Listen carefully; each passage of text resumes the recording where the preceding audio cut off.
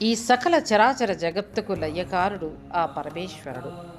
భక్తుల పాలిట పెన్నిధి, భోళాశంకరుడు అయిన ఆ త్రినేత్రుడు లింగోద్భవం చెందిన పవిత్రమైన రోజే మహాశివరాత్రి.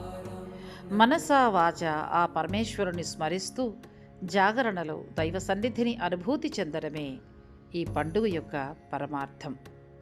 ఆదివారం రోజున మహాశివరాత్రి రావడం ఎంతో గొప్ప విశేషమని పండితులు చెప్తున్నారు. అఘము అంటే పాపం, మాఘము అంటే పాపాలను నశింపచేసేదని అర్థం. అలాంటి మాఘమాసంలో సూర్యారాధన ఎంతో విశేషమైంది. సూర్య సంబంధిత ఆదివారం రోజున మాఘమాసంలో మహాశివరాత్రి రావడం మరింత విశేషం. మహాశివరాత్రి అంటే కేవలం ఒక పండుగ మాత్రమే కాదు, అది ఆత్మ జాగరణకు దారి చూపే పవిత్రమైన రోజు. ఈరోజు మనిషి బాహ్య ప్రపంచాన్ని విడిచి తన అంతరంగంలో ఉన్న శివతత్వాన్ని గ్రహించాలి.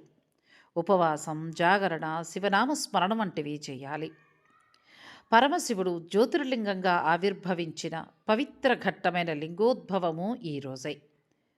పార్వతీదేవిని శివుడు వివాహం చేసుకున్న గొప్ప రోజు కూడా ఇదే.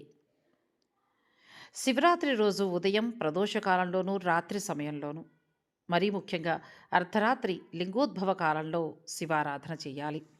సరిగ్గా ఆ సమయానికే ఈషా ఫౌండేషన్లో ఆది గురువు యొక్క దర్శన భాగ్యం మనకి కలుగుతుంది. ఈ లేజర్ షోలో నిజంగా మనం ఆ కైలాసంలోనే ఉన్నామా అని